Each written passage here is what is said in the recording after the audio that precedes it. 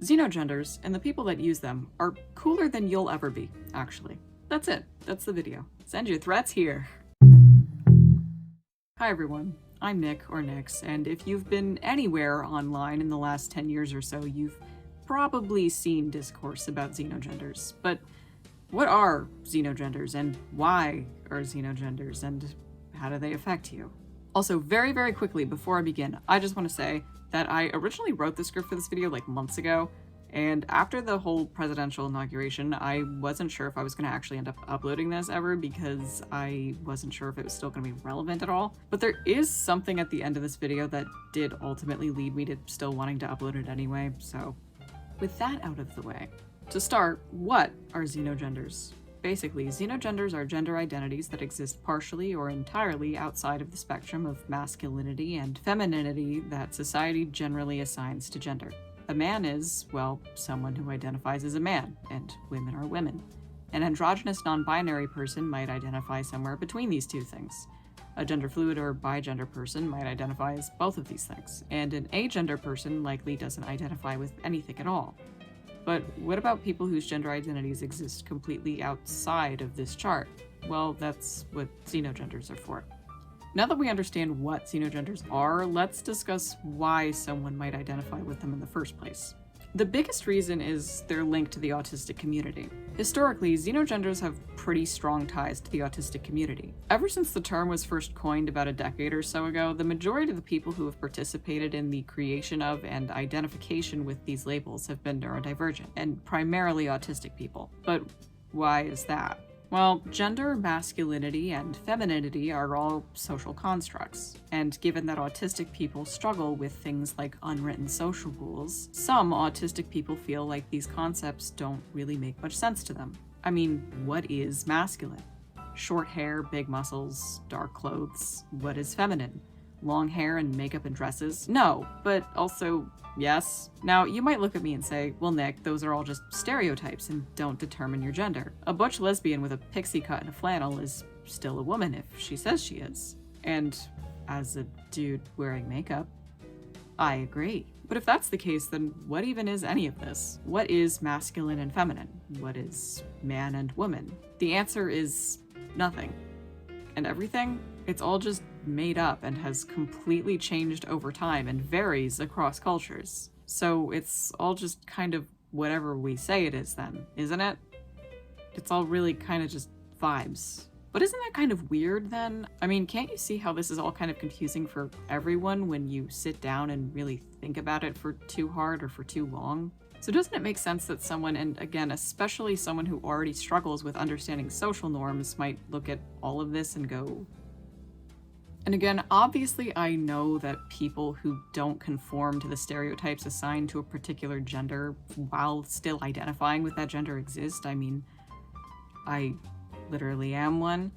But I can also completely understand why someone wouldn't want that for themselves. Despite what some people want to believe at heart, society is still actively shoving these stereotypes down everyone's throats all of the time. So if someone was, for example, an autistic person who was assigned female at birth, but doesn't personally understand or relate to the concept of womanhood, why would they continue to identify as such? I mean, seriously, why would anyone want to sit and argue all day that, no, I don't personally feel any connection to this label whatsoever, I don't like when people refer to me with it, and I don't meet any of the societal expectations that people have for this label, but god damn it, I'm a woman, even though you all clearly don't believe that I am. Why would anyone do that? Why would anyone choose to do that instead of, oh, I don't know, using their own language to describe how they feel and how they perceive themselves, which is what the point of xenogenders is? I mean, if that's you personally, then genuinely, more power to you. But can you see why someone else in that boat maybe wouldn't want that for themselves? And again, I feel the need to add this disclaimer, but not all autistic people feel this way, and not all people who feel this way are autistic. There is just a very large overlap between those two things. But with that in mind, what do xenogenders actually mean then? Are people actually going around and demanding litter boxes in school or identifying as attack helicopters? No. And if you think anyone is, congrats, ass clown. You either fell for someone making a joke or right-wing propaganda.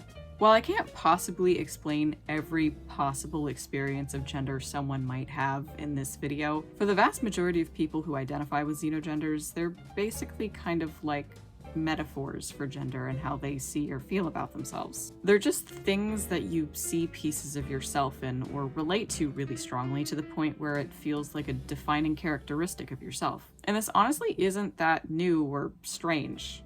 People have been using metaphor to describe their manhood or womanhood for literally forever. Someone who identifies as vampire gender, for example, isn't literally saying that they are a vampire. Anyone of sound mind knows that that isn't possible. But maybe they might mean something like they feel like a social outcast because they don't understand gender in the way that everyone else seems to, and maybe they identify with vampires because they're a thing that they like and are often portrayed as weird social outcasts. Or maybe they just really like vampires. Is that such a crime?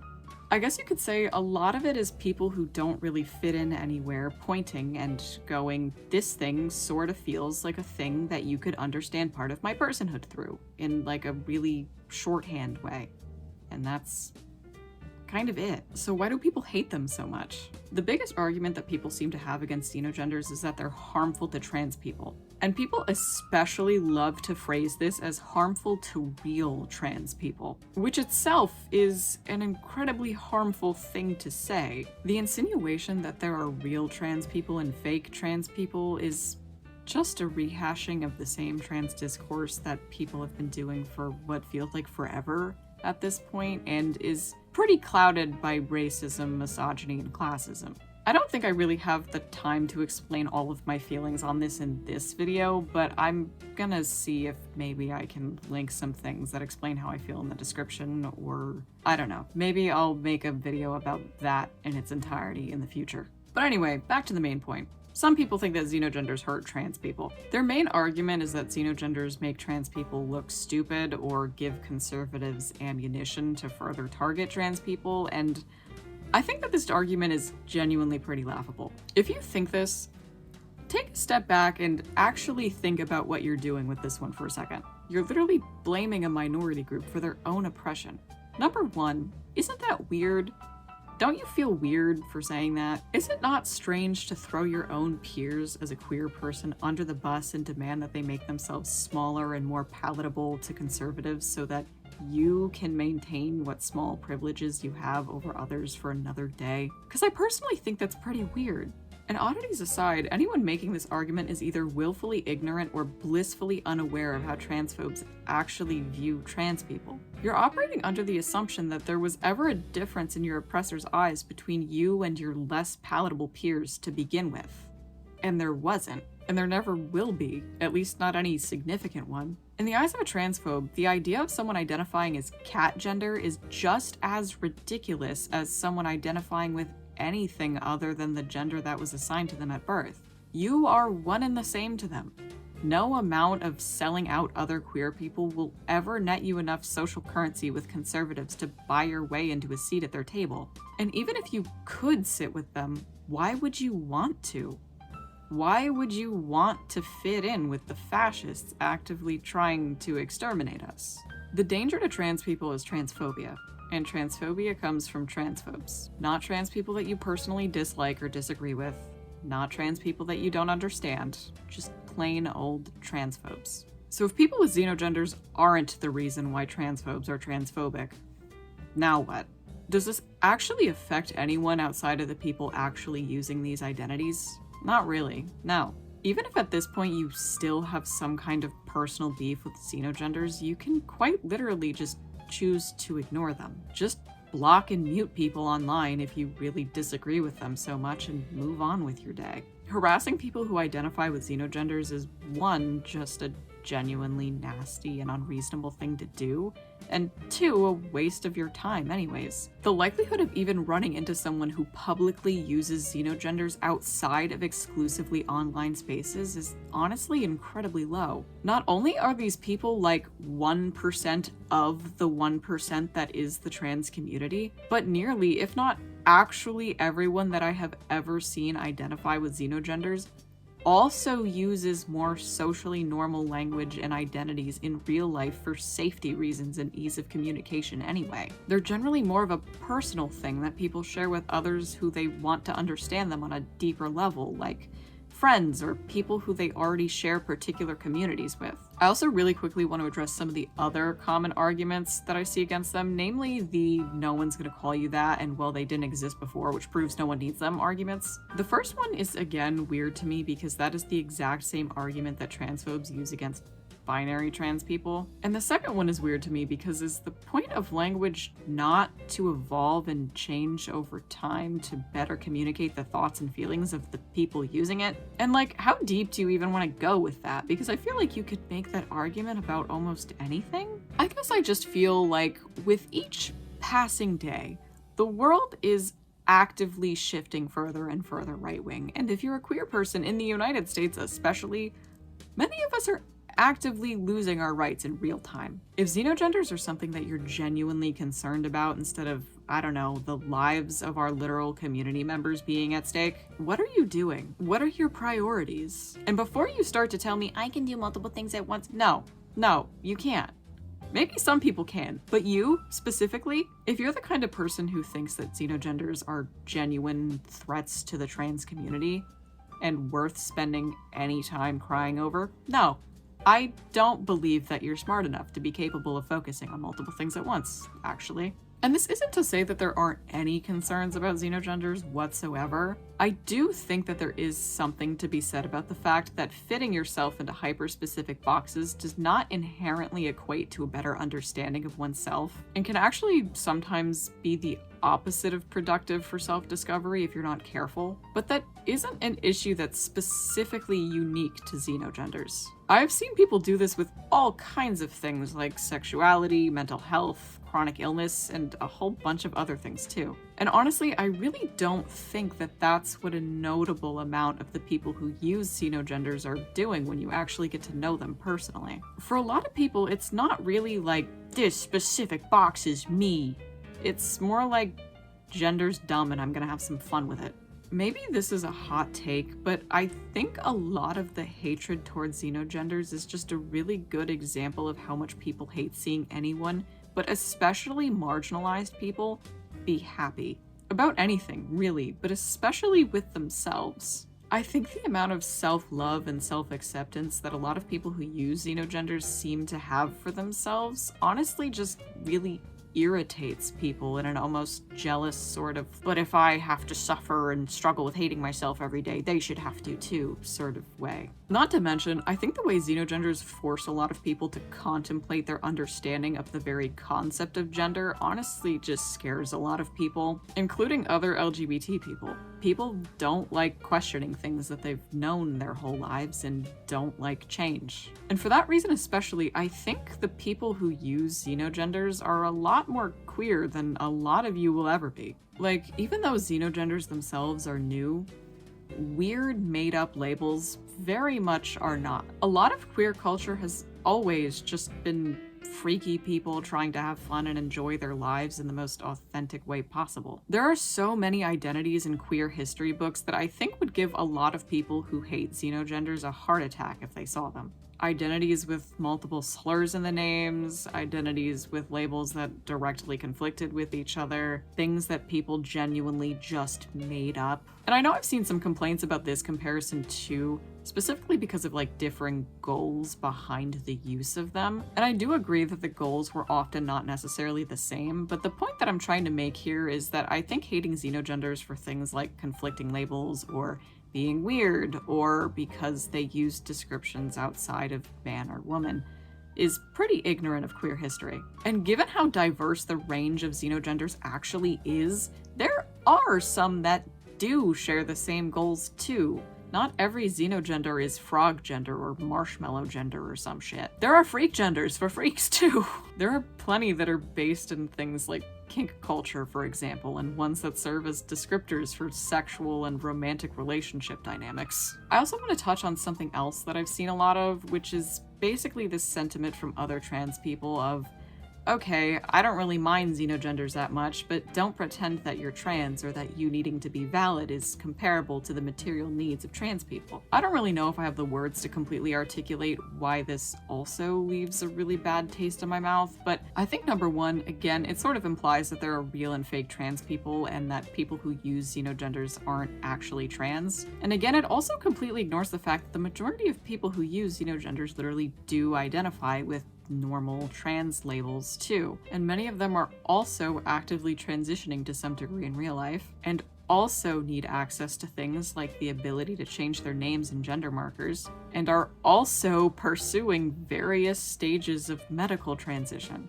And I think if more people could keep this in mind, most of this discourse probably wouldn't actually exist. But additionally, I think there's something else that I don't like about this train of thinking too. I guess it's just like, you guys know that this whole validity discourse thing is, one, almost 100% just an intracommunity thing, and isn't taking place anywhere outside of LGBT spaces, and two, isn't happening in real life, right? Like, everyone is complaining about how annoying people with xenogenders are for wanting to be valid, which is also another transphobic thing that cis people say all the time. But most people who I've seen use xenogenders have a very don't give a attitude about everything. That's kind of how most of them ended up identifying with them to begin with.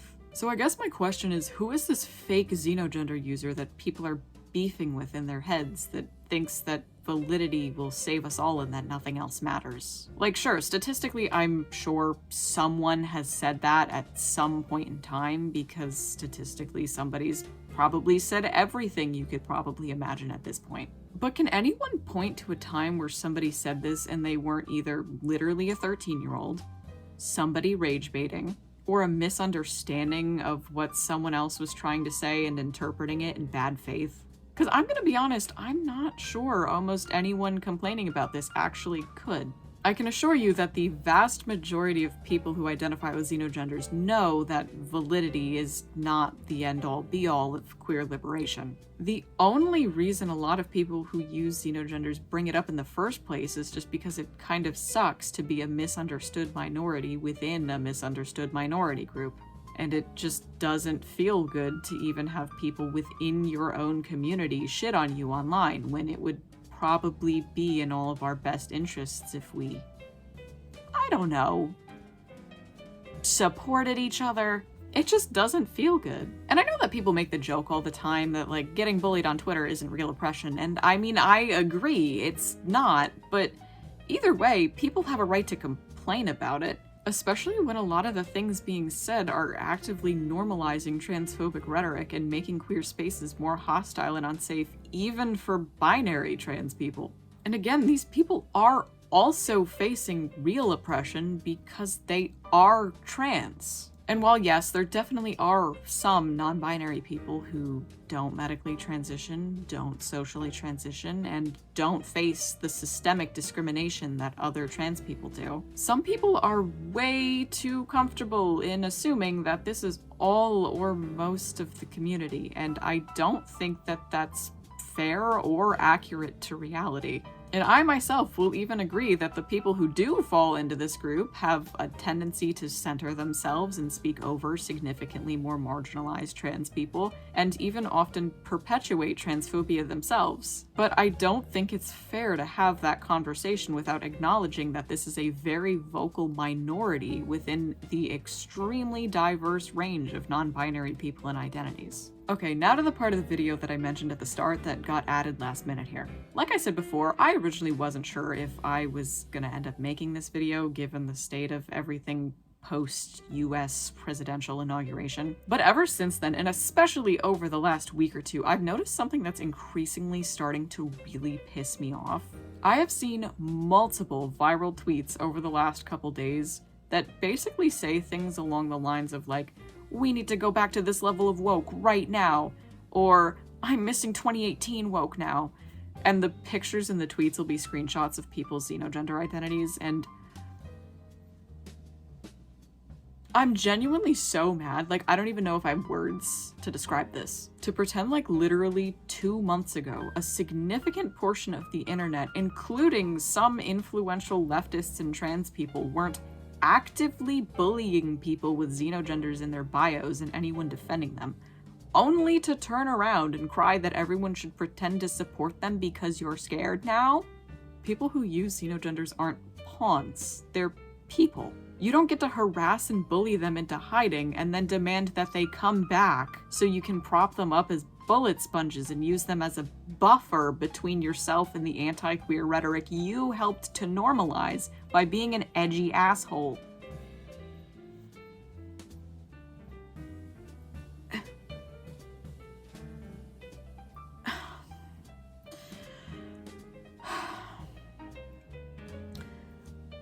I guess it's just all of this, man, woman, pup gender, isn't it all just people trying to make sense of things that feel pretty nonsensical? I mean, isn't it all just fleeting attempts to find the words to describe yourself in the most articulate manner so that maybe one day you'll find someone that says, hey, you're just like me? Don't we as humans just want to feel like we're understood and not alone? Like, maybe you're a man or a woman, and you're cool with that. That's cool, but maybe one day you'll find that you're something else entirely. That's cool too. Maybe your gender feels like a floating lantern drifting across a pond. Maybe my gender feels like the back porch light you keep forgetting to turn off and bugs keep getting stuck in. Either way, can we all just start talking about something else we can all actually agree on as a community? Like polyamory.